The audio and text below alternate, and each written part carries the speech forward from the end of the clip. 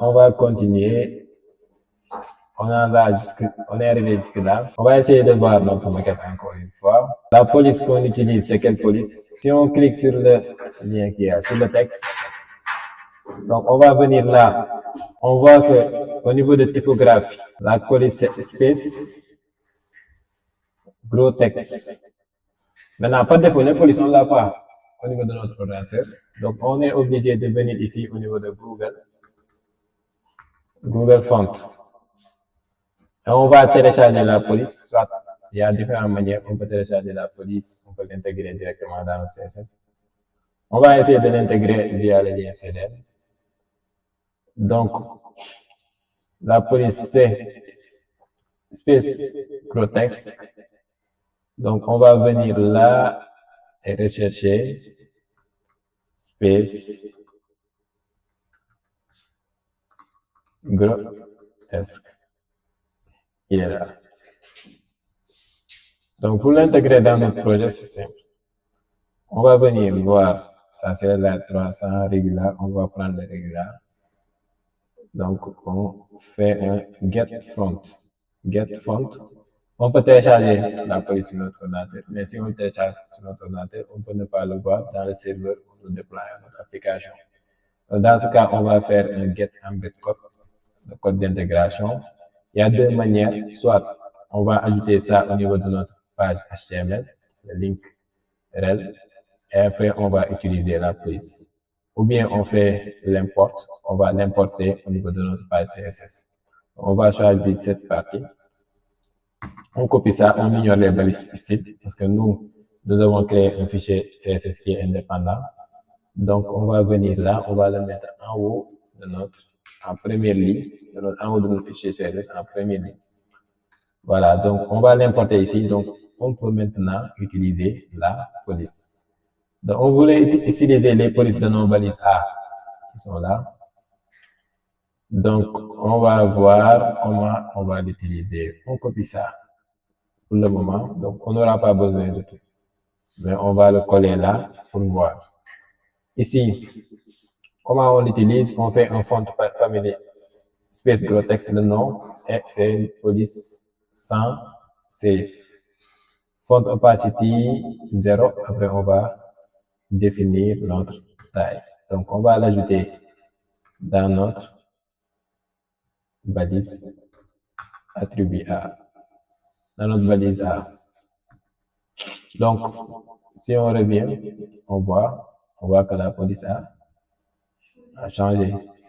Donc, on va l'appliquer aussi au niveau de ce positiviste. Donc, on va essayer de travailler sur les polices avant d'avancer. Donc, là, on a les mêmes polices. Vous voyez que les marges, on peut les augmenter un peu. Là, je vais ajouter du padding, margin intérieure avec entre mes balises A de 15 pixels. Et là, si j'actualise, on voit qu'on a plus d'espace. Maintenant, on va travailler sur le request code qu'on a ici. Donc, ici, le request code, on a des bordures qui sont là. Et on a la même police avec les autres, donc on ne va pas travailler sur la police. Et si vous voyez bien ici, le request code, je vous l'avais donné un ID. Donc, pour lui permettre de le spécifier, je vais copier. Je n'ai pas besoin de faire un ciblage avec en suivant l'arborescence, comme on l'a fait précédemment, mais je vais appeler juste l'ID, request code. Donc, je vais utiliser un dièse. Quand on appelle un ID, on utilise un dièse. Quand c'est une classe, on utilise un point.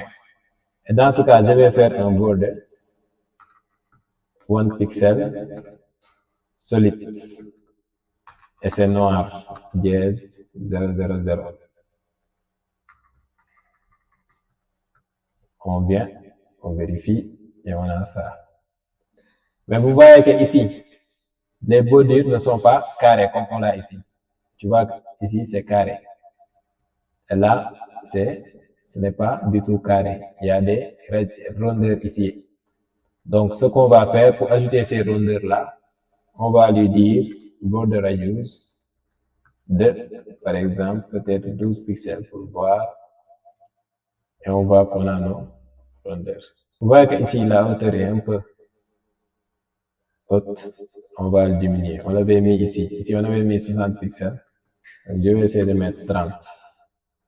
Voilà. Je pense qu'on est bon comme ça. Donc, on va essayer de travailler notre logo qui est là. Donc, on va travailler notre logo. On va vérifier notre positiviste. Il a combien de pixels? Le texte a... On n'a pas le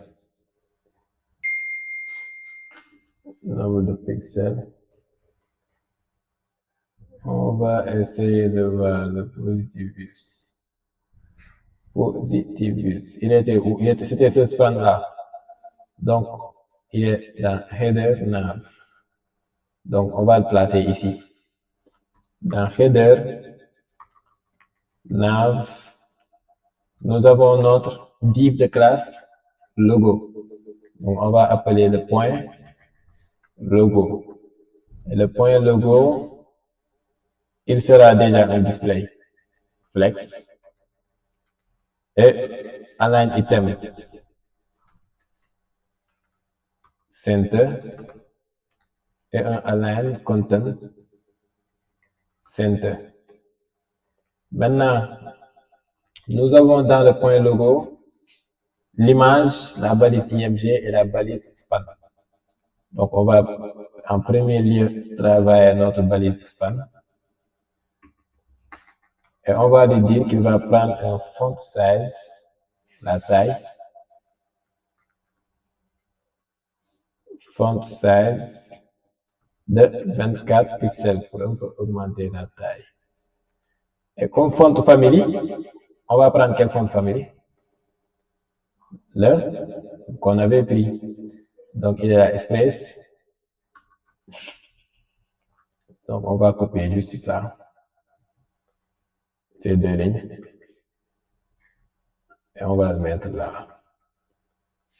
Donc, on vérifie. Et on voit qu'on a augmenté notre positivus. Donc, on peut augmenter la taille jusqu'à peut-être 34 pixels. Voilà, on est bon ainsi. Maintenant, on va mettre un font weight pour rendre le texte en bold, pour le mettre en gras. Vous voyez que le positivus est maintenant en gras. Maintenant, on va diminuer un peu notre icône qui est là. Donc, dans header nav, le point logo qu'il a, on a le IMG. On va lui donner une classe icône logo. Donc, on va appeler notre icône logo qui est dans header nav et dans le div icône logo, dans le div logo, et on va appeler notre point icône logo et on va lui donner un width de 34 pixels et un height de 34 pixels pour voir ce que ça va donner. Et je pense que l'icône logo, est-ce que je l'ai écrit normalement? Classe. Ok. On vérifie. Voilà, je pense que c'est bon. Donc, si je fais un width de 14 pixels et un height de 14 pixels, voilà, donc on était bon. Donc, un width de 34 et 34. Je pense que c'est bon comme ça. Hein? Donc, on va ajouter un espace entre le X, l'étoile et le positivus. Donc, ils sont dans le point logo. Ici, on va mettre un gap de 5 pixels.